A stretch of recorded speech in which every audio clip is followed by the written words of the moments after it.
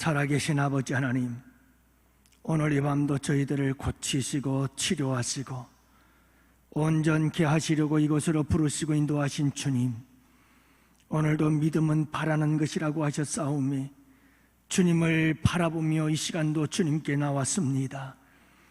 아버지 하나님, 창조주 하나님의 손길로 우리를 온전하게 하는 이 밤이 될 수 있도록 역사하여 주옵시고, 예수 그리스도의 피 묻은 손과 그 이름의 권능과 능력으로 오늘 이 밤도 주의 백성들을 고쳐 주시옵시고, 성령의 불길 같은 손길로 주의 백성들을 만지셔서 지지고 고쳐 주셔서 우리 주님 새롭게 하시는 재창조의 역사가 일어나는 이 밤이 되게 하여 주시옵소서. 오늘도 우리 주님께서 홀로 영광 받으시옵시고, 악한 사탄 마귀는 한 길로 왔다 7길로 떠나는 역사가 있게 하시고, 성령께서 온전히 지키시고 보호하시고 운행하시는 복된 이 밤이 되게 하여 주실 줄 믿습니다. 모두가 하나님이 찾으시는 예배자가 되어서 하나님께 집중할 때에 주님의 역사를 경험하고 돌아가게 하여 주시옵소서. 모든 순서를 아버지 하나님께 부탁하옵고 우리 구주 예수님 이름으로 기도합니다. 아멘.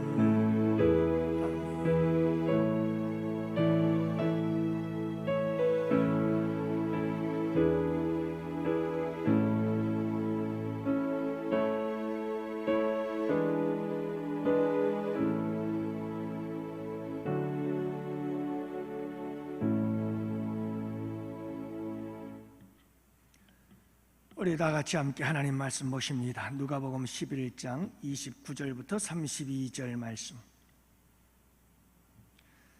누가복음 11장 29절부터 32절 말씀을 함께 봅니다. 이제 우리 다 같이 함께 한 목소리로 하나님 말씀 받들어 읽겠습니다. 무리가 모였을 때에 예수께서 말씀하시되, 이 세대는 악한 세대라. 표적을 구하되 요나의 표적밖에는 보일 표적이 없나니, 요나가 니느웨 사람들에게 표적이 됨과 같이 인자도 이 세대에 그러하리라. 심판때에 남방요왕이 일어나 이 시대 사람을 정죄하리니, 이는 그가 솔로몬의 지혜로운 말을 듣으려고 땅 끝에서 왔음이거니와 솔로몬보다 더 큰 이가 여기 있으며, 심판때에 니느웨 사람들이 일어나 이 세대 사람을 정죄하리니, 이는 그들이 요나의 전도를 듣고 회개하였음이거니와 요나보다 더 큰 이가 여기 있느니라. 아멘. 할렐루야. 지나간 한 주 잘 사셨죠? 승리하셨습니다. 주님의 은혜죠. 또 이렇게 여러분들을 만나서 반갑습니다. 오늘 이 밤도 우리 주님께서 우리 가운데 함께 하시며, 이 밤 치유의 밤으로 우리 주님께서 우리를 부르시고 또 역사하실 줄 믿습니다. 간절히 바라기는 여러분들 치료받고 고침받고 회복되어지고 새롭게 재창조되어지는 복된 밤이 될 수 있기를 축복합니다. 먼저 광고 말씀 하나 드리면, 우리 원론 목사님 어제 입국하셨습니다. 여러분들 한국에서 모든 일정 잘 소화하시고 또 아프리카 가서 사역 잘 감당할 수 있도록 여러분들 기도해 주시기를 바랍니다. 지난 6월 3일이었죠. 상암 경기장에서 전국에서 약 10만여 명이 모였습니다. 1973년도 5월에서 6월 초까지 있었던 빌리 그레이엄 목사님 부흥 집회 50주년을 맞이하면서 이제 한국 전국에서 기독교인들이 함께 모였었습니다. 이제 주 강사는 빌리 그레이엄 목사님의 손주 목사님이신 프랭클린 그레이엄 목사님이 이제 주 강사가 되어져서 말씀을 전했습니다. 1973년 당시에 4박 5일 동안 여의도 광장에서 진행이 되어졌는데, 참석하신 모든 사람들이 약 325만 명, 300만 명이 넘었다는 말이죠. 그 중에서도 예수님을 영접하신 분들이 10만 명이 넘었다고 하니까요. 매 집회마다 그 콜링이라고 해서 예수님을 믿기로 결심하는 사람들은 자리에서 일어나십시오, 그렇게 해서 그 자리에서 예수님을 영접하는 영접기도 하고, 그리고 이미 준비되어져 있던 스텝진들을 통해서 그 사람들의 전화번호와 주소들 다 기록을 해서 각 지역으로 교회에 연결을 시켜주는 역할들을 감당을 하게 됐었죠.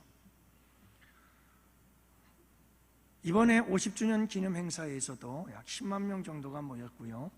그 중에서 약 6,445명이 이제 콜링에서 주님의 부름을 받고 예수님을 영접하였다고 합니다. 당시에도 1만 명 성가대가 찬양을 했습니다. 이번에도 6월 3일 날 상암 경기장에서 10,000명 성가대, 1만 명이 성가대가 되어서 찬양을 했지요. 주 예수보다도 귀한 것은 없네, 그리고 할렐루야를 찬양을 했지요. 이 집회가 있기 전에 바로 전날 6월 2일 사랑의 교회에서는 청소년들을 위한 집회가 있었습니다.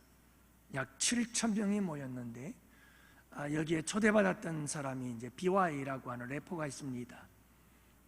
그분이 많은 이 젊은이들에게 그렇게 말했죠. 대한민국에 예수님에 미쳐있는 청소년들이 이렇게 많은 줄 미처 몰랐다. 너무나 감격스럽다. 그리고 이제 우리 복음을 들고, 예수 복음 들고 세상으로 나아가 예수 자랑하고 예수 전하며 삽시다 하고 강력한 복음의 메시지를 던졌죠.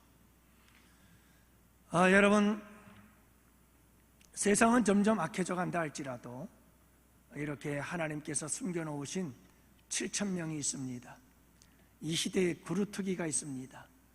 그래서 여러분, 우리는 이 시대에 그루터기요, 이 시대에 하나님이 숨겨놓으신 7,000의 하나님의 사람들 되실 수 있기를 축복합니다. 점점 악해져가는 이 세상 속에서 우리 예수 믿는 사람들은 여러분 이렇게 믿음으로 굳게 서서 흔들림이 없이 끝까지 예수 복음 전하는 복된 우리 양원의 성도들 되실 줄 믿습니다. 여러분, 오늘 이 말씀 속에서 우리가 이런 제목으로 함께 말씀을 나누고자 합니다. 악한 세대. 악한 세대는 어떤 세대일까? 라고 하는 거죠. 분명히 우리 예수님께서 말씀하십니다. 이 세대는 악한 세대에 대해서 오늘 본문에서 우리 주님께서 말씀하고 있습니다. 그래서 29절 말씀에 보면 이 세대는 악한 세대라 이렇게 말씀하시거든요. 그래서 악한 세대는 도대체 어떤 세대일까? 라고 하는 겁니다. 우리 주님이 보시기에 악한 세대, 우리 주님이 보시는 악한 세대의 특징은 무엇일까? 라고 하는 것인데요, 우리가 함께 살펴보면서 악한 시대는 이런 시대구나, 그러면 우리가 이렇게 신앙생활을 하고 이런 삶을 살아야 되겠구나, 여러분, 우리가 가야 할 길이 더욱더 분명하게 보여질 줄로 믿습니다. 먼저 여러분, 악한 세대는 어떤 세대냐 하면 표적을 구하는 세대를 악한 세대라 우리 주님께서 이렇게 말씀하십니다. 그래서 29절 무리가 모였을 때 예수께서 말씀하시되 이 세대는 악한 세대라 표적을 구하되 라고 말합니다. 예수님께서 왜 이 세대를 악한 세대라고 말씀하시느냐, 우리가 사는 이 시대를 말하는 게 아니고 예수님의 그 당시 시대를 우리 주님은 악한 세대라 이렇게 정의하고 있는 겁니다. 왜 악한 세대라고 말씀하시는가? 표적을 구하기 때문이라는 거예요. 여러분, 우리 예수님은 기적의 하나님이시잖아요.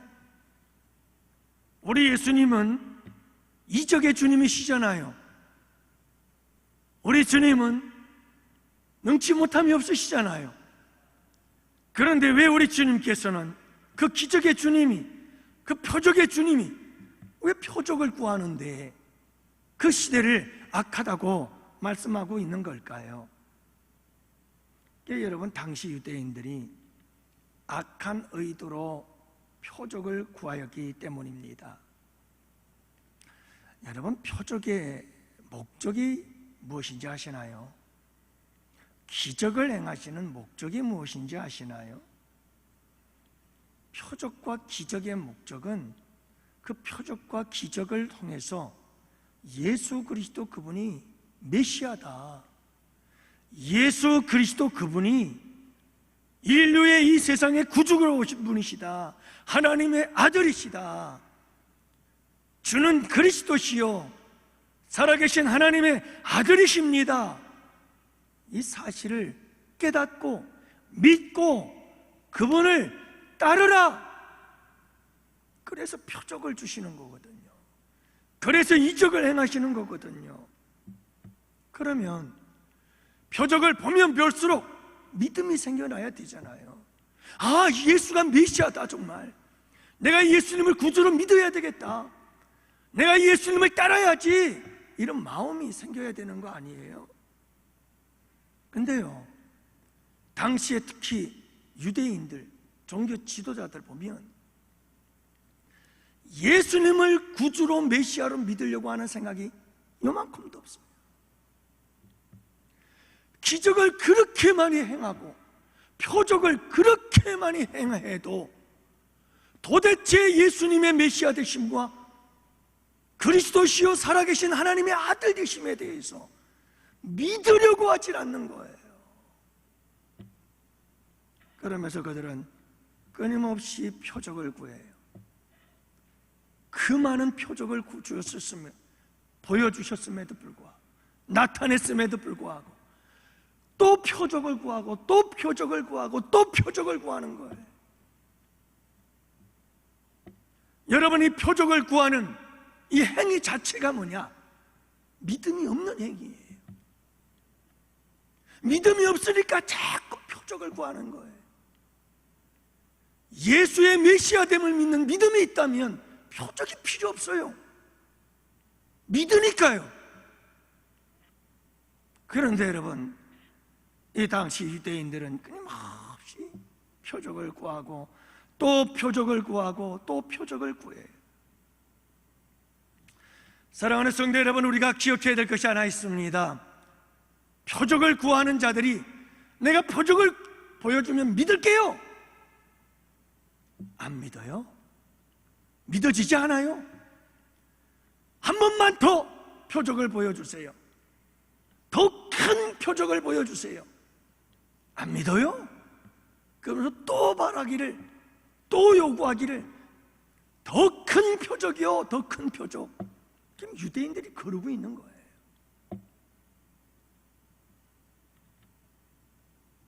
사랑하는 성도 여러분, 악한 세대는 표적을 구하는 시대라, 이 말은 본질을 붙잡으려고 하지 않고 비본질을 붙잡으려고 하는 것이고요, 알맹이를 붙잡으려고 하지 않고요, 껍데기를 붙잡으려고 하는 게 이게 문제예요. 여러분, 표적은 껍데기와 같아요. 본질은 예수예요. 예수가 본질인 거예요. 예수를 붙잡아야 되는데 예수의 메시아됨에 대해서는 관심이 없어요. 예수가 행하는 표적만 관심이 있는 거예요. 이게 악한 시대의 모습이에요. 사랑하는 성도 여러분, 표적은 예수 그리스도께로 이끌어 인도해주는 도구예요. 표적을 보고 예수 그리스도를 구주로 영접하고 그분을 믿고 따라라 라고 보여주는 거예요. 그거는 아무런 가치가 없어요. 본질은 예수예요. 근데 그 당시 사람들은 별로 예수에 대해서 관심이 없고 표적만 구하고 표적만 따르려고 했다는 사실을 알 수가 있어요. 여러분, 우리 예수 믿는 양원교회 성도들은 예수님이 본질이라는 사실을 믿으시기 바랍니다. 예수가 알맹이입니다. 신앙이 알맹이입니다. 예수님을 인격적으로 만나서 예수 그리스도 그분과 인격적인 교제를 나누며 그분을 따라 살아가는 삶, 여러분, 이게 진짜 알맹이에요.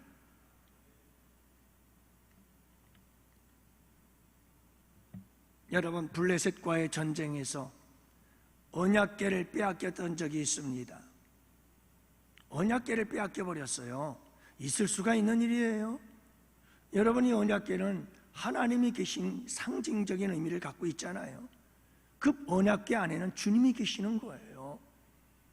자, 그런데 블레셋과의 전쟁에서 이스라엘 백성들이 이 하나님의 법궤를 앞장 세우면 블레셋 군사들이 그냥 한꺼번에 쓰러져 버리고 승리를 줄 거라고 생각을 했던 거예요. 그런데 여러분, 그 법궤를 앞세워 전쟁터에 나갔는데 이스라엘 백성들 다 패해버렸고 법궤는 빼앗겨 버렸다니까요. 여러분, 하나님이 멀리 떠나셨나요? 하나님이 전쟁이 무서워서 도망친 건가요? 왜 이런 일이 일어났을까요? 여러분, 하나님은 계셨어요. 언약궤와 하나님은 함께 계셨어요. 그 언약궤 속에 우리 주님은 함께 계셨다고요. 떠나지 않았어요. 그래서 여러분, 아스돗이라고 하는 지방에 이 하나님의 법궤가 실려가지고 이 블레셋 도시에 들어갔어요. 그리고 다곤이라는 신전에다가 이 하나님의 법궤를 갖다 놓았더니 그 다음날 다곤 신전이 꼬꾸라져 가지고 하나님의 법궤 앞에 꼬꾸라져서 절하고 있는 거예요. 그러니까 사람들이 다시 그걸 제자리에다 갖다 놓았죠. 다음 날이에요. 그 다음 날은 이 다곤 신전이 하나님의 법궤 앞에서 산산조각이 나버렸어요. 그리고 아스돗을 비롯해서 약 70일 동안 계속해서 무서운 재앙과 독종과 여러분 재앙들이 임하기 시작하는데 블레셋 백성들이 두려워서 견딜 수가 없는 거예요. 이건 무엇을 의미하느냐 하면 하나님은 계셨어요. 하나님은 살아계셨고 하나님은 법궤와 함께 계셨고 하나님은 지금 블레셋 이방 땅에서 하나님이 살아계신다, 하나님은 지금도 역사하고 있다는 사실을 보여주고 계셔요. 그런데 이스라엘 백성들에게는 아무 일도 하지 않았어요. 이스라엘 백성들에겐 전쟁에 패할 수밖에 없는. 왜 그런지 아세요? 이스라엘 백성들이 껍데기 신앙을 가지고 있었어요. 껍데기 신앙이요. 껍데기 신앙이요. 여러분, 법궤를 부적처럼 생각했다니까요. 아니, 하나님의 법궤를 부적처럼 생각했어요. 부적. 하나님의 법궤를 앞세우면 모든 게 만사 끝, 이렇게 생각했다니까요. 이스라엘 백성들의 마음이 하나님께서 떠나버렸었어요. 이스라엘 백성들이 하나님께로부터 멀어지고 말았어요. 그러면서 그들은 생각하기를 법궤만 있으면 이긴다고 생각을 한 거예요. 그러니 껍데기죠. 여러분, 의미 없어요. 진짜 본질과 알맹이는 어디 있어요? 우리의 마음이 하나님께로 향하는 거예요. 우리의 삶이 하나님께로 향하는 거예요. 그분의 말씀을 따라 순종하며 살아가는 삶이에요. 그분과 친밀한 교제를 나누는 거예요. 그분과 동행하는 삶이에요. 이게 본질이에요. 근데 그 본질을 버려버렸어요. 그리고는 그들이 오직 이것만 있으면 된다고 생각했던 게 법궤였어요. 여러분, 껍데기는 아무것도 할 수가 없어요. 우리에게 정말 중요한 것은 뭐냐면 본질을 붙잡아야 돼요.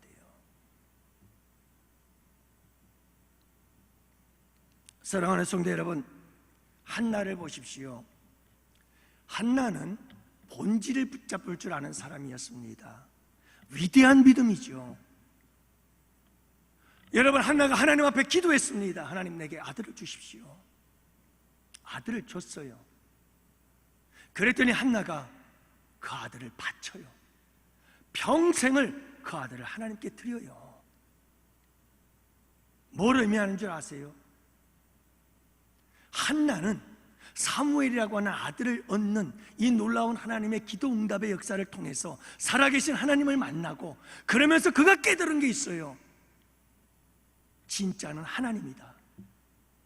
하나님이 주신 아들 사무엘보다 더 중요한 분은 하나님이다. 그는 본질이 뭐고 비본질이 뭔지를 알았던 사람이라는 거예요. 아브라함도 마찬가지예요. 아브라함 100세 때 하나님께서 이삭을 줬어요. 그런데 그가 17살 때 하나님께 바치래요, 모리아산에. 그것도 제물로. 그런데 여러분, 아브라함은 주저하지 않고 그 아들을 바쳐요. 이거 무엇을 의미하는 줄 아세요? 본질은 하나님이에요. 하나님이 주신 이 아들도 소중하지만 이 아들을 주신 하나님이 더 소중하다는 거예요. 그래서 아브라함이나 한나나 하나님께서 주신 아들을 하나님께 아낌없이 바칠 수가 있었던 거예요. 본질을 붙잡는 사람들은 그거예요. 근데 얼마나 많은 사람들이 본질은 나중이에요. 하나님이 내게 주신 게 소중하죠. 내게 주신 것, 그게 더 소중한 거예요. 그건 껍데기를 붙잡고 신앙생활하고 있는 거예요. 껍데기를 붙잡고. 사랑하는 양원의 성도 여러분, 마지막 때가 될수록, 이 세상이 악할수록, 이 세대가 악한 세대일수록 끊임없이 사람들은 껍데기를 붙잡으려고 그래요. 본질을 잃어버리고 껍데기를 붙잡으려고 한단 말이에요. 이와 같은 악한 세대에 우리가 해야 될 일은 분명하잖아요.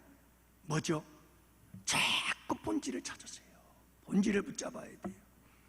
예수 그리스도 그분을 인격적으로 만나고, 예수 그리스도의 그분의 마음을 알고, 예수 그리스도 그분과 함께 친밀한 교제를 나누며, 예수 그리스도 그분과 함께 매일매일 손잡고 동행의 삶을 살아가는 삶. 내가 여러분 부자가 되느냐, 내 인생이 좀 더 형통하냐, 내 인생이 더 잘 되느냐 못 되느냐, 이건 전부 다 껍데기 신앙이란 말이에요. 진짜 본질은 예수 그리스도 그분이란 말입니다. 이분을 꽉 붙잡고 살란 말입니다. 그분을. 이게 진정한 믿음이에요. 악한 세대가 될수는요, 여러분 이 본질을 몰려버려요. 전부 다 껍데기만 붙잡고 알맹이를 버린 채 껍데기만 붙잡느라고 정신없이 살아가는 거예요. 두 번째로 여러분, 악한 세대에게 보여줄 표적은 요나의 표적밖에 없다고 말씀하십니다. 그러면 여러분, 악한 세대 때 여러분 우리가 붙잡아야 될 게 뭐냐? 이것이 답이거든요. 요나의 표적밖에 없다. 여러분, 이 악한 세대에 사람들은 이 본질을 놓쳐버리고 껍데기만 붙잡고 신앙생활하려고 껍데기만 찾고 있을 때 우리에게 정말 중요한 표적은 뭔가? 여러분, 그것은 요나의 표적밖에 없다는 사실을 잊지 마시기 바랍니다. 요나의 표적이 뭘까요? 요나가 물고기 뱃속에 3일 들어가 있다가 다시 살아나서 그가 니느웨로 가서 복음을 전했다, 이 사실이죠. 다시 말해서 요나의 표적이란 요나가 죽었다가 다시 산 사건을 이야기를 하고 있는 것이고, 이 요나의 표적은 바로 예수 그리스도 그분께서 죽으셨다 3일 만에 부활하신 그 사건을 이야기하고 있는 겁니다. 그러니 여러분, 우리에게 정말 표적 중에 표적이 뭐냐, 기적 중에 기적이 뭐냐, 그건 예수 그리스도께서 우리를 위하여 죄를 대속하기 위해서 십자가에 달려 돌아가시고 우리를 의롭다 하기 위해서 3일 만에 다시 살아난 그 사건. 그래서 우리의 죄는 죽어지고 우리는 의로운 모습으로 다시 살아나는 이 죽음과 부활의 사건. 여러분, 이 표적이 가장 위대한 표적이라는 사실을 잊지 마시기 바랍니다. 이 표적이 표적 중에 표적이라는 거예요. 악한 세대가 되면 될수록 우리에게 필요한 표적은 이 표적이라는 말이에요. 사랑하는 양원의 성도 여러분, 그래서 우리 예수님께서는 지금도 이 세대의 표적이 되기를 원합니다. 우리가 요나의 표적이 되기를 원하시는 겁니다. 우리가 작은 예수들이 되어서, 작은 예수가 되어 이 세상에 여러분 표적으로서 보여주기를 원하신다, 이 말씀입니다. 어떤 표적을요? 요나의 표적. 다시 말해서 죽음과 부활의 사건을 통해서 세상 사람들에게 예수 그리스도 그분이 메시아됨과 구주되심을 보여줄 수 있는 표적이 좀 되어라, 이 말이에요. 그러면 여러분, 우리가 어떻게 부활과 죽음과 부활의 사건의 표적이 될 수 있을까? 그게 뭘까요? 여러분, 우리가 십자가의 사건은 나와 상관없는 사건이 아니라니까요. 십자가의 사건은 2000년 전의 사건이 아니에요. 2000년 전의 사건인 동시에 지금 내 사건이어야 되고 나의 사건이어야 하고 매일매일 내가 경험하는 사건이어야 돼요. 내가 매일같이 십자가에 못 박혀 죽노라. 사도 바울처럼 내가 매일같이 그 십자가에 예수님과 함께 나도 내 정과 욕을 다 십자가에 못 박는 사건, 그 사건은 2000년 전에 예수님이 십자가에 못 박힌 사건인 동시에 지금 내가 매일매일 살아가면서 매 순간마다 경험하는 사건인 거예요. 여러분, 이 사건이 여러분들에게 일어나고 있나요? 매 삶의 순간순간마다 내 이 타락한 육체의 본능과 소욕을 매일같이 정과 욕을 십자가에 꽝꽝 못 박고 있느냐 이 말이에요. 이 사건이 일어나질 않아요. 세대가 악하면 악할수록 이 사건들이 일어나질 않아요. 왜요? 엉뚱한 표적만 찾고 있거든요. 이 표적 중에 표적이신 예수 그리스도의 죽으심과 부활의 표적이 우리를 통해서 나타나야 되는데 안 나타나는 거죠. 여러분, 내가 십자가에 죽어야 돼요. 날마다 못 박혀 죽어야 돼요. 내 안에 사는 이는 내가 아니고 예수 그리스도가 되게 하기 위해서 나는 십자가에 못 박혀 죽는 사건이 내 사건이 되어야 되고, 그럴 때 나는 다시 재창조되어져요.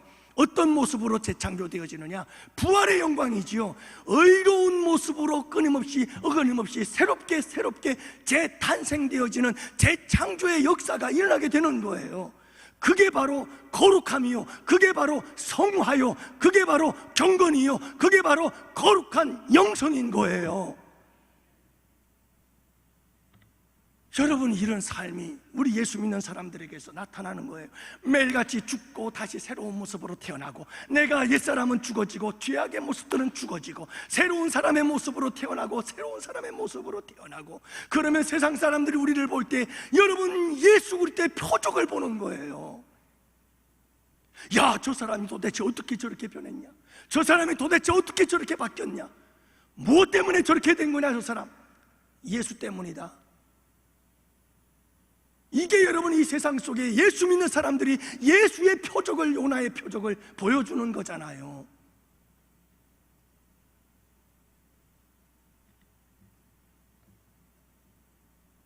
만나교회 김병삼 목사님, 그분께서 이런 고백을 합디다.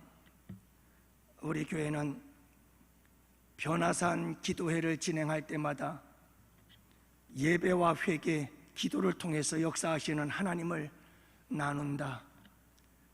졸린 눈으로 눈을 비비며 엄마 손을 잡고 온 어린아이들, 원건 각처에서 변화받기 위해서 예배당을 빼고 기채온 성도들, 수천 명들이 새벽에 나오는 거죠. 이들 안에서 하나님은 쉴 새 없이 일하신다. 그래서 변화산을 지나며 날마다 기적이 일어난다. 그 기적이란 삶이 변화되는 사건이다. 바로 내가 문제였다라고 깨닫는 이들의 고백이다. 저는 이제 하나님이 저를 사랑하신다는 확신을 얻었습니다. 제가 오랫동안 미워하던 사람을 이제는 용서하기로 했습니다. 저는 오랫동안 피워오던 담배를 끊었습니다. 이처럼 내가 변하는 것이 기적입니다. 이런 거룩한 변화를 세상이 볼 때 세상은 표적을 보는 거란 말입니다. 여러분, 이런 모습들을 볼 때 하나님은 우리를 이런 표적으로 쓰시기를 원하시는 겁니다. 할렐루야. 여러분, 우리가 큐티를 하는데 우리 장로님들도 참 감사하지요. 우리 장로님들부터 열심히 솔선수범해서 큐티팀에 함께 모여서 함께 말씀을 나누고, 말씀 안에서 나를 쳐서 복종시키려고 애쓰시는 그런 모습들을 바라보면서 얼마나 마음이 참 기쁘고 감동이 되는지 몰라요.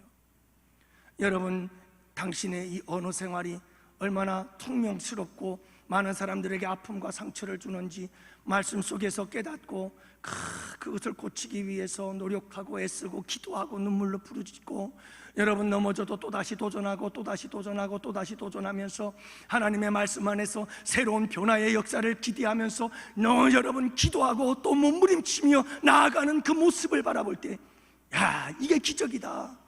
이게 기적의 첫 발걸음이 아니겠어요? 여러분, 우리 양원교회 성도들이 이와 같이 이 시대에 보여줄 표적은 요나의 표적밖에 없다. 악한 세대가 보아야 될 표적, 악한 세대일수록 보여줘야 될 표적, 그 표적은 요나의 표적이에요. 여러분, 죽었다 다시 사는 표적. 이 변화의 표적이 우리 양원교회 성도들에게 날마다 충만하게 되기를 축복합니다. 세 번째로, 악한 세대는 어떤 세대냐? 말씀을 듣질 않아요. 이게 악한 세대의 특징이라는 거예요. 말씀을 듣지 않는다는 말은 말씀을 듣고 그대로 순종하려고 하지를 않는다는 말이에요. 이게 악한 세대의 특징이라는 말이에요. 31절 말씀을 보세요. 심판 때에 남방여왕이 일어나 이 세대 사람들을 정죄하리니, 남방여왕이 일어나서 여러분 이 세대 사람들을 정죄할 거래요. 이는 그가 솔로몬의 지혜로운 말씀을 들으려고 땅끝에서 왔음이거니와 솔로몬보다 더 큰 이가 여기 있으며. 무슨 말인지 아세요? 남방여왕, 다시 말하면 지금의 예멘 지역에 있는 스바라고 하는 당시의 나라의 여왕이 있었습니다.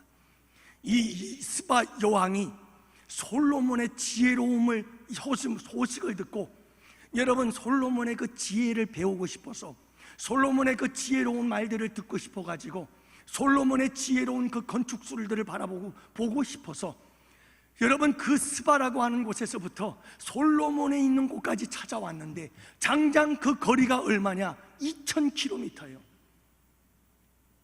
여러분, 우리나라가 서울에서 부산까지가 몇 킬로인 줄 아나요? 장장 2000km를 걸어왔어요. 그러니 여러분, 이건 땅끝인 거예요. 땅끝에서 땅끝까지 온 거예요. 그래서 오늘 말씀이 그렇게 말하고 있잖아요. 솔로몬의 지혜로운 말씀을 들으려고 땅끝에서부터 왔다. 여러분, 솔로몬의 그 지혜로운 말씀을 듣고 싶어서 그 먼 곳에서 이 여왕이 여러분 사람들을 거느리고 많은 예물을 가지고 2000km를 달려와가지고 솔로몬의 그 지혜로운 말씀을 들었다니까요. 그러니 여러분, 이 스바 여왕이 솔로몬의 지혜에 대해서 얼마나 간절한 마음이 있었겠느냐 말이에요. 그런데 그 당시에 이스라엘 백성들, 유대인들은요, 솔로몬보다 더 큰 이가 여기 있음에도 불구하고 예수님께서 그 천국 복음을 그 땅에 와서 전하는데도 그들은 들으려고 하지를 않더라는 거예요. 그래서 마지막 심판의 날에는 이 스방 여왕, 남방의 여왕이 너희들을 정죄할 거야. 나는 2000km를 걸어와서 솔로몬의 지혜의 말을 듣고 싶어서 그렇게 간절했는데, 너희들은 예수 그리스도 하나님의 아들 되신 그분이 너희들 땅에 와가지고 너희들에게 천국 복음을 전해도 솔로몬보다 훨씬 크신 그분의 말씀을 너희들이 듣지 않았으니 너희들 할 말 있냐? 이 말이에요. 그들이 정죄하겠다는 말이에요. 남방여왕이 정죄하는 거예요. 도대체 너희들 뭐 했느냐? 이 말이죠.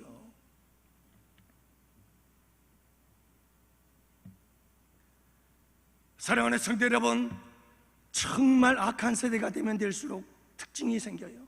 그게 뭐냐 하면 하나님의 말씀을 들으려고 하질 않아요. 하나님의 말씀을 따라 순종하며 살려고 하지를 않아요. 여러분, 늘 이 사람들이 늘 추구하는 게 표적을 구하고, 늘 예수님께서 능력 행하는 것을 찾고 구하며 돌아다니는 이런 모습들을 우리가 볼 수 있지 않아요.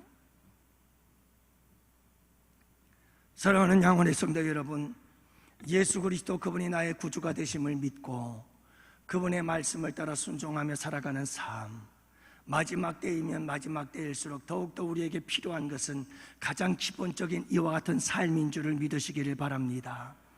여러분, 우리는 말씀을 먹고 자라잖아요. 말씀을 들어야 믿음도 생기고요. 여러분, 말씀을 떠나서 다른 것으로 믿음이 생기는 건 그거는 가짜 믿음일 수가 있어요. 주님께서 분명히 말씀하시잖아요. 믿음은 들음에서 나는데 들음은 하나님의 말씀이에요. 그게 참 믿음이고 그게 바른 믿음인 거예요.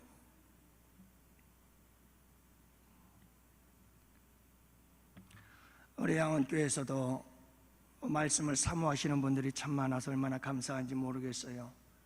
우리 큐티반에 들어와서 함께 말씀을 나누시는 분들, 말씀을 사모하시는 분들이죠. 그리고 우리 새가족부 이제 5주 과정 양육을 위해서 2분을 제가 지금 가르치고 있습니다.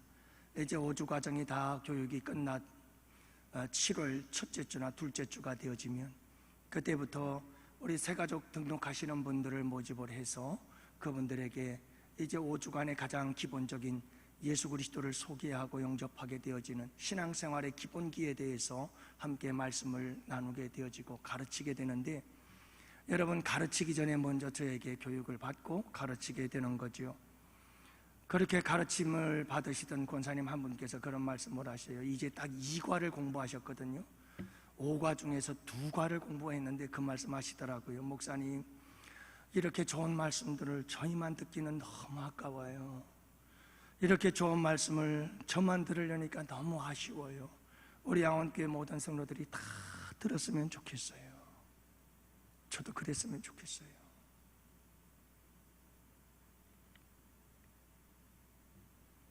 여러분 새가족입니다. 등록한 지 얼마 되지 않은 분이신데 상담이 왔어요. 목사님, 제가 기독교 서점에 갔더니 왠지 자꾸 마음속에 성경을 좀 필사를 했으면 좋겠다는 생각이 들어서 성경을 좀 필사를 하려고 합니다. 그러면서 와봤더니 이렇게 필사본이 단권으로 되어 있는데 어떤 성경을 제가 필사하는 게 가장 좋을까요? 아직 성경에 대해서 아무것도 모르고 그런데 어떤 성경이 좋을까요? 하는 얘기를 했어요.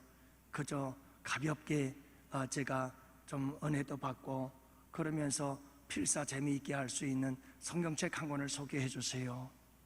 그런 상담을 받을 땐 너무 행복해요. 그냥 너무 날아갈 것 같아요. 날아갈 것 같아요.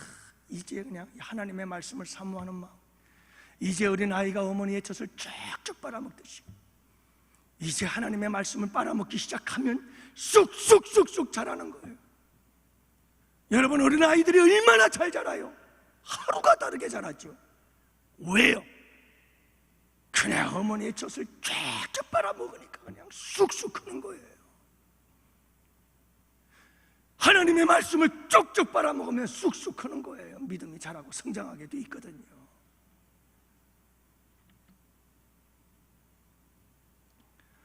사랑하는 양원의 성도 여러분, 심판날에 여러분들 성경은 어떻게 쓰여져 있는가 모르겠어요. 마지막 심판날에 하나님께서 우리를 심판하실 때 뭘로 심판하신다고 말씀하고 있나요? 여러분 한번 보시라니까요. 성경 전체를 한번 살펴보세요. 하나님께서 마지막 날에 예수 그리스도께서 오셔서 심판하실 때, 이 세상을 심판할 때, 양과 염소를 구분할 때, 알곡과 쭉정이를 구분할 때, 여러분 그때 우리 주님께서 뭘 갖고 심판하시는가? 여러분 뭐라고 성경에 기록되어져 있나요? 자, 표적을 많이 경험한 사람은 구원받고 그렇지 않은 사람은 들어가. 너희들은 다 가라지, 너희들은 다 염소. 그렇게 심판한다고 그러나요? 얼마나 큰 능력을 많이 행했느냐, 그에 따라서 너는 알곡, 너는 가라지, 너는 양, 너는 염소라고 이렇게 여러분 다 가른다고 우리 주님께서 말씀하셨나요? 도대체 우리 주님께서 뭘 가지고 마지막 날에 우리를 심판하실 거냐, 이 말이에요. 우리가 어떻게 살았느냐, 하나님의 말씀에 따라서 살았느냐 아니냐, 저는 늘 두렵고 떨림으로 기억하는 말씀이 있어요. 잊을 수가 없는 말씀이에요. 내가 선지자 노릇하고 목자 노릇하고 내가 능력을 행하고 귀신을 쫓아내고 주님, 내가 주님의 이름으로 놀라운 일 행했어요. 내가 주님 앞에 섰을 때, 심판대 앞에 서서 그렇게 말했더니 주님께서 말씀하길, 영조야, 나 너 알지도 못해. 아이고, 내 이름 왜 안 불러야지. 이름을 부르는 건 나를 알았다는 건데. 아니 여러분, 주님이 날 모른대요. 이건 기가 막힐 일 아니에요. 더 두려운 일은요, 불법을 행한 자들아 내게서 떠나래요. 여러분, 심판은 그런 것 가지고 심판하는 게 아니에요. 가장 중요한 게 뭐냐? 하나님의 말씀을 따라 순종하며 살아가는 삶이 우리의 삶에 있어서 얼마나 중요한가, 이것을 말씀해 주고 있는 거예요. 악한 세대는 어떤 세대인가? 여러분, 악한 세대는 이래요. 점점 세상이 악해질수록 사람들은 말씀을 버려요. 자기 마음대로 살려고 그래요.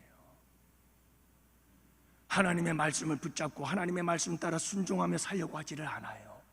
마지막 때일수록 더 그래져요. 이걸 여러분 꼭 기억해야 돼요. 악한 세대일수록 말씀을 버려요. 말씀을 버려요. 우리 양원교회 성도 여러분, 마지막 때일수록, 세상이 악하면 악할수록 우리 양원교회 성도들은 말씀 붙잡고 날마다 하나님의 말씀 안에서 살아갈 수 있는 복된 성도들 되시기를 축복합니다. 네 번째, 마지막으로 말씀을 드리면 그렇습니다. 악한 세대는 회개하지 않는 시대예요. 같은 맥락에서 반복하고 있어요. 32절, 심판 때에 니느웨 사람이 일어나 이 세대 사람들을 정죄하리니 이는 그들이 요나의 전도를 듣고 회개하였음이거니와 요나보다 더 큰 이가 여기 있느니라. 여러분, 남방 여인과 똑같은 방식으로 지금 소개를 하고 있어요. 이게 뭐냐 하면, 여러분, 요나가 물고기 뱃속에서 살아난 니느웨로 들어가서, 니느웨에 들어가 이방 나라, 아수르 나라, 아시리아 나라의 수도 니느웨, 그 니느웨에 가가지고 이제 곧 하나님께서 이 성을 멸망시킬 겁니다 하고 선포를 했죠. 하나님께서 이 성을 멸하고자 하신 거예요. 그래가지고 요나를 보내서 여러분 그 멸망을 선포하게 하셨어요. 이것은 회개를 촉구한 거죠. 그래서 40일이 지나면 니느웨가 무너질 것이다 하고 선포를 하지요. 근데 이게 웬일이에요? 여러분, 이 아수르의 나라 수도 니느웨에서 이 말씀을 전하자마자 아수르 왕이 먼저 여러분 죄를 뒤집어 쓰고 비옷을 입고 회개하기 시작하고, 온 백성들이 전부 다 하나님 앞에 나와서 회개하기 시작하는 거예요. 회개하는데 그냥 회개하는 게 아니라 죄를 뿌리고 티끌을 뒤집어 쓰고 금식을 하면서 기도를 하는 거예요. 회개 기도를 했다니까요. 그 이방 땅의 나라의 왕과 백성들이 여러분 이 회개의 촉구의 말씀을 듣고 회개한 거예요. 천사들이 찾아가서 소돔과 고모라 성에서 여러분 심판을 선포했을 때 롯의 사위들은 농담으로 여겼어요. 에이, 심판은 뭐 멀쩡한데 무슨 심판.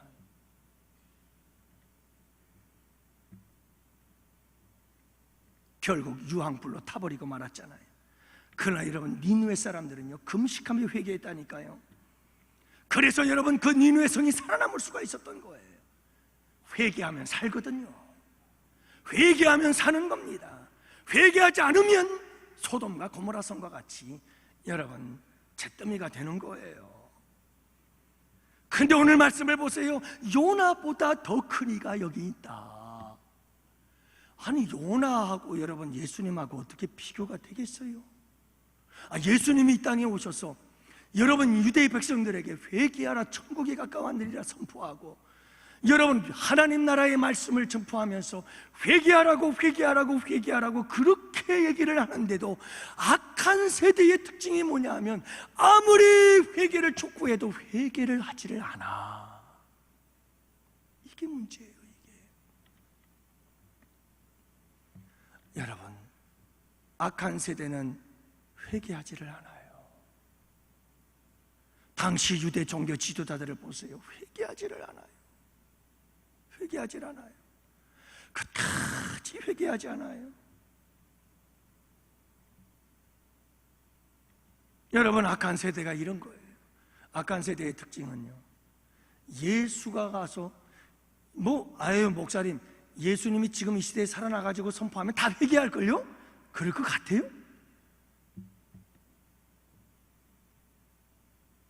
여러분 세대가 악하면 악할수록 회개하지 않고 소돔과 고모라처럼 농담으로 여기고요. 이게 악한 세상의 모습이고 악한 시대의 모습이에요. 마치 노아의 홍수 때처럼, 여러분, 홍수 전에 노아가 방주에 들어가던 날까지, 방주에 들어가서 방주의 문이 꽉 닫힐 때까지 먹고 마시고 장가가고 시집가고 있으면서 홍수가 나서 저희들을 다 멸하기까지 깨닫지 못하더라. 이게 악한 시대의 모습이에요. 악한 시대는요, 못 깨달아요.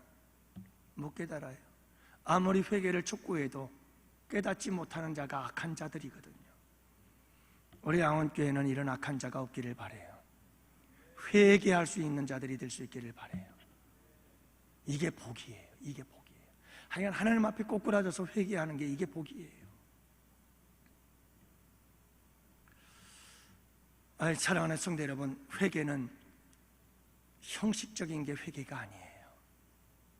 여러분, 옷을 찢지 마세요. 구약시대에 많은 사람들이 회개했어요. 그런데 그 회개는 뭐냐 하면 퍼포먼스였어요. 막 옷을 찢으면서 먼지 티끌을 막 날리면서 회개하는 것 같은데 진짜 회개는 안 하는 거예요. 진짜 회개는 옷을 찢는 게 아니고 가슴을 찢는 거예요. 가슴을 찢어요. 여러분, 내가 지은 죄에 대해서 너무너무 슬프고, 내가 지은 죄에 대해서 너무너무 가슴이 아파서 가슴을 찢으며 애통하는 거예요. 그래서 우리의 삶이 돌아서는 거예요. 우리의 삶의 터닝 포인트가 생겨나는 거예요. 잘못된 길 가다가 돌아서는 거예요. 이게 회개예요. 근데 여러분, 주님 용서해 주세요 하고 옷을 찢고 회개하고는 아무런 죄에 대한 생각도 없이 또 살다가 또 주인 나가면 주님 앞에서 또 용서해 주세요. 죄와 싸우지도 않고, 죄에 대해서 슬퍼하지도 않고, 죄에 대해서 애통하지도 않고, 죄에 대해서 혐오하는 마음과 죄를 미워하는 마음이 그냥 내 마음속에서 막 솟아나서 내가 죄를 지으면 이 죄가 나를 또 이겼구나, 내가 죄에 졌구나 하는 그 억울함 때문에 견딜 수가 없어가지고 마음을 막 찢으면서 주님 용서해 주세요. 내가 다시 한번 저 죄와 싸우겠습니다. 내 안에 있는 이 죄악의 견고한 진을 내가 무너뜨릴 때니 도와주십시오. 성령님 역사해 주십시오. 예수님의 그 피 묻은 복음의 능력으로 주님, 내가 이길 수 있도록 도와주시옵소서. 부러짓고 울부짖고 또 싸우고 또 싸우고 7,8기의 역사를 이루어 나가야 그게 진정한 회개예요. 근데 아까도 우리가 찬양을 불렀지만 입술로만 회개하는 거예요. 주님, 예수님의 피로 우리의 죄를 용서하여 주옵소서. 그리고는 까맣게 잊어버려요. 그냥 똑같이 뭐 죄에 대해서 아무런 생각 없이 그냥 또 사는 거예요.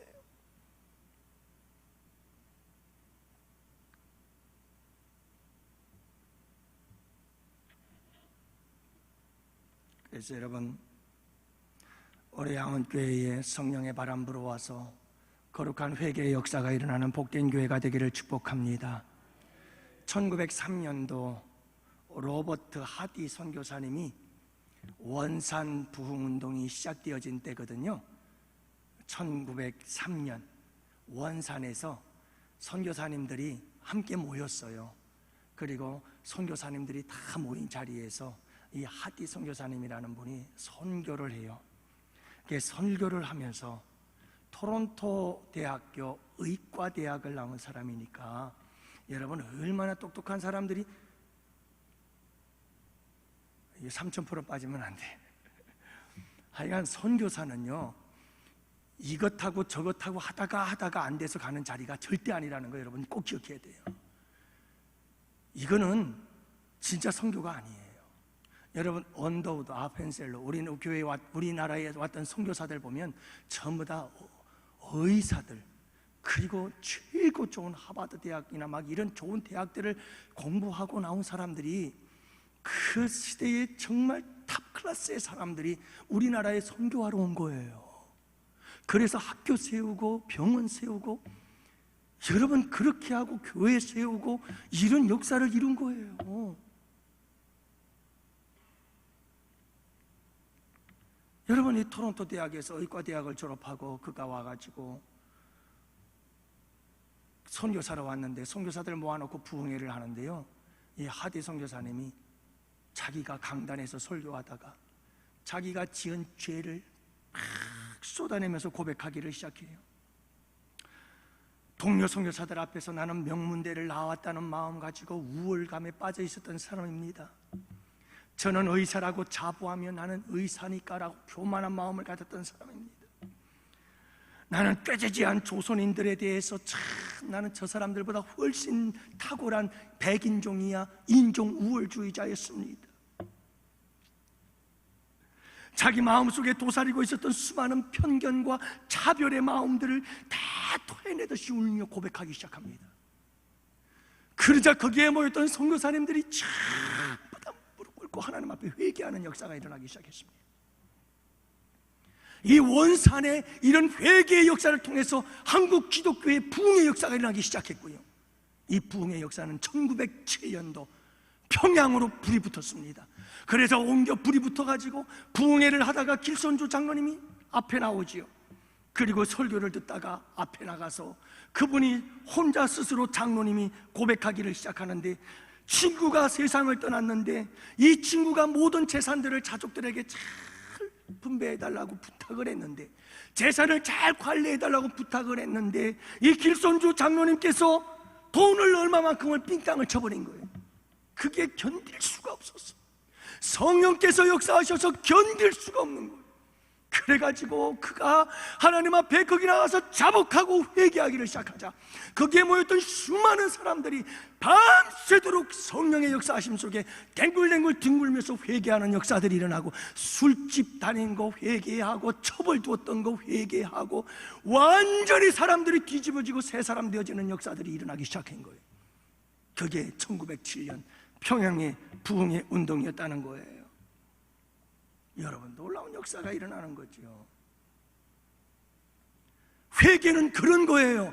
회개는요, 내가 가던 잘못된 길을 완전히 돌이켜서 돌아서는 거예요. 그게 회개예요. 그렇게 되기까지는 견딜 수가 없어요, 마음이. 저도 전에 있던 교회에서 한번 참, 여러분들 잘 들으세요. 새겨 잘 들으세요. 전에 있던 교회에서 그런 적이 한 번 있었어요. 권사님에게 신방을 가면 이분은 꼭 20만 원 이렇게 딱 해서 10만 원 목사님 도섭에 쓰시고 10만 원은 감사헌금입니다 해가지고 하는데, 어느 날 한번 갔더니 봉투가 하나예요. 근데 그 20만 원이 들어있어요. 이거 어떻게 되죠? 얼마나 갈등이 생기는지 모르겠어요. 그래서 거기서 10만 원을 내가 꺼냈어요. 이건 내 거겠지.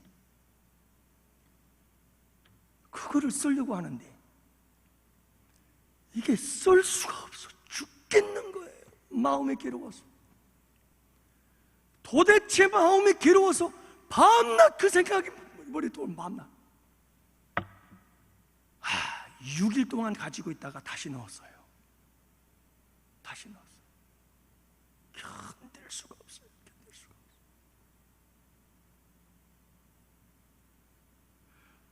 그리고 하나님 앞에 회개했죠. 주님 죄송합니다. 욕심 부려서 죄송합니다.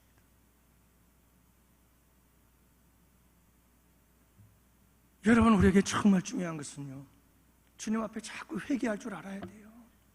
진짜 회개는요, 죄를 짓고 나면 견딜 수가 없어요. 일단 마음속에 견딜 수가 없어요.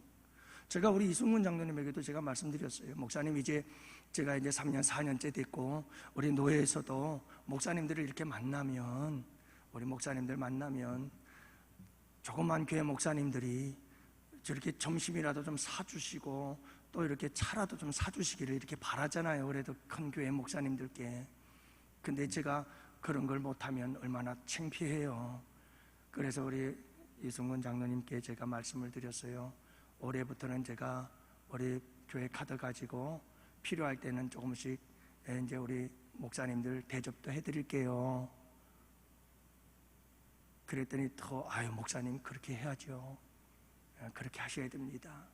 이제 우리 인천노회에서 이제 목사님의 입지도 있고 우리 교회도 그래도 규모가 있으니까 그렇게 해야죠. 그래서 얼마나 감사한지 모르겠어요. 근데요 못 서겠어요. 오늘도 목사님들 만나서 가서 점심 식사하고 차 한잔 마시고 왔는데 갈 때는 제가 그 생각을 했어요. 그래 또 오늘 좀 교회 카드 좀 쓰지 뭐 그렇게 많이도 안 나갈 거니까. 근데 막상 가가지고 계산을 딱 하려고 하니까 주님 보시기에 낯이 부끄러워서 도저히 안 되겠어요. 도저히 이게 안 나와요. 제 카드 갖고 썼어요. 얼마 전에 필리핀에서 오셨던 선교사님, 그분은 제가 대접을 한번 해드렸어요. 그래서 좋은 보양식 한번 드시고 가셔서 필리핀에서 사역 잘 하시라고 저희 교회에 2주 동안 게스트룸에 계셨거든요. 그분은 제가 맛있는 거 사드렸습니다. 여러분, 저도 부족한 게 많고요. 저도 아직도 모자란 거 많습니다.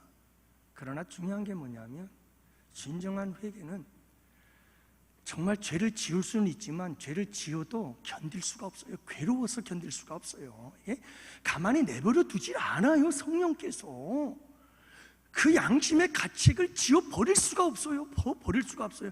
그냥 죽을 때까지 평생을 따라다니면서 괴롭히는데 그걸 어떻게 해결합니까?